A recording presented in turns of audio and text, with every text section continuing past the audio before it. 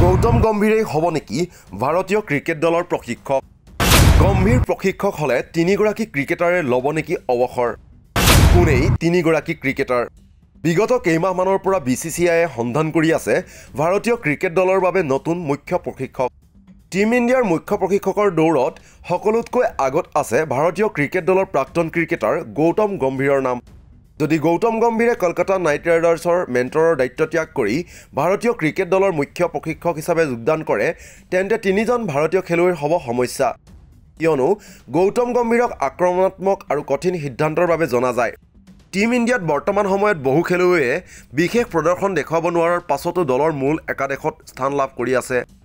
যদিহে গৌতম গম্ভীৰ টিম ইণ্ডিয়াৰ মুখ্য প্ৰশিক্ষক হিচাপে যোগদান কৰে তিনিজন খেলুৱৈৰ বাবে ক্ৰিকেটৰ কেৰিয়াৰত হ'ব পাৰে সমস্যা। এই তালিকাৰ প্ৰথমতেই আছে অলৰাউণ্ডাৰ ৰবীন্দ্ৰ জাদেজা।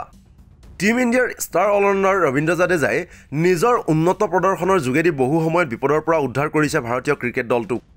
কিন্তু বগা বলৰ ক্ৰিকেটত ৰবীন্দ্ৰ জাদেজাৰ প্ৰদৰ্শন নহয় উন্নত। বিশেষকৈ T20 ক্ৰিকেটত কৰি আছে সংঘৰ্ষ।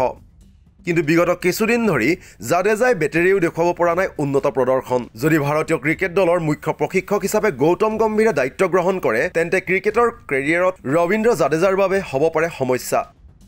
যদিহে জাদেজাই সময়ৰ সুযোগৰ সদব্যৱহাৰ নকৰে তেন্তে দলৰ পৰা বাহিৰ কৰিবলৈও বেছি সময় নলগায় গৌতম গম্ভীৰে। কিয়নো গৌতম গম্ভীৰে গুৰুত্ব দিয়ে দলৰ প্ৰদৰ্শনৰ ওপৰত, যাৰ বাবে সমস্যা হ'ব পাৰে ৰবীন্দ্ৰ জাদেজাৰ।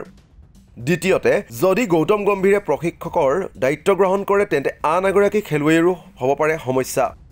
তেওঁ হ'ল হাৰ্দিক পাণ্ডিয়া। কিয়নো অলৰাউণ্ডাৰ হাৰ্দিক পাণ্ডিয়াই দুই এখন মেচত উন্নত প্ৰদৰ্শন কৰে যদিও শেহতীয়াকৈ ফৰ্মত নাই খেলুৱৈগৰাকী। ফৰ্মত নথকাৰ পাছতো দলত নিজৰ স্থান অক্ষুণ্ণ ৰাখিছে হাৰ্দিক পাণ্ডিয়াই। উল্লেখ্য যে গৌতম গম্ভীৰে হাৰ্দিক পাণ্ডিয়াক সুযোগ দিব, কিন্তু তেওঁ সেই সুযোগৰ সদব্যৱহাৰ কৰিব নোৱাৰিলে গৌতম গম্ভীৰে দলৰ পৰা বাহিৰ কৰিবলৈ কোনো কুণ্ঠাবোধ নকৰে। সাধাৰণতে দেখা গৈছে ৰাহুল দ্ৰাবিড়ৰ কাৰ্যকালত ফৰ্মত নথকা স্বত্তেও বহু খেলুৱৈয়ে স্থান লাভ কৰিছে দলত। তৃতীয়তে গৌতম গম্ভীৰে প্ৰশিক্ষকৰ দায়িত্ব গ্ৰহণ কৰিলে আৰু এগৰাকী তাৰকা খেলুৱৈৰ হ'ব পাৰে সমস্যা। তেওঁ হ'ল বিৰাট কোহলি। কিয়নো গৌতম গম্ভীৰ আৰু বিৰাট কোহলিৰ মাজত পূৰ্বৰে পৰা আছে কিছু মতানৈক্য।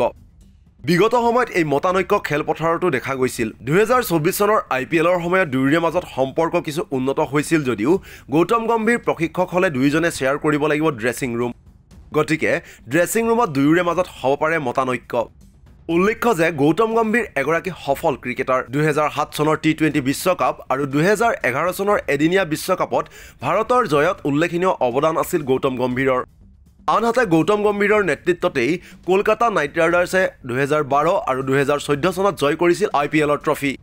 শেহতীয়াকৈ টাটা IPL 2024ৰ কলকাতা নাইট ৰাইডাৰ্ছৰ জয়ত মেণ্টৰ গৌতম গম্ভীৰৰেই আছে গুৰুত্বপূৰ্ণ অৱদান। আনহাতে গৌতম গম্ভীৰে 10 বছৰৰ বাবে কলকাতা নাইট ৰাইডাৰ্ছৰ মেণ্টৰ হিচাপে চুক্তি স্বাক্ষৰ কৰিছিল। যদিহে ভাৰতীয় ক্ৰিকেট দলৰ মুখ্য প্ৰশিক্ষকৰ দায়িত্ব গ্ৰহণ কৰে তেন্তে গৌতম গম্ভীৰে এৰিব লাগিব কলকাতা নাইট ৰাইডাৰ্ছৰ মেণ্টৰৰ দায়িত্ব। অৱশ্যে শ্বাহৰুখ খানৰ লগত এই সন্দৰ্ভত আলোচনা কৰাৰ পাছতহে গম পোৱা যাব গৌতম গম্ভীৰ কলকাতা নাইট ৰাইডাৰ্ছৰ মেণ্টৰ হৈয়ে থাকিব নে 10 বছৰীয়া চুক্তিৰ অৱসান ঘটাই ভাৰতীয় ক্ৰিকেট দলৰ প্ৰশিক্ষকৰ দায়িত্ব কাণ পাতি ল'ব। স্পৰ্টছ ডেস্ক ৰিপৰ্ট, দি ক্ৰছ কাৰেণ্ট।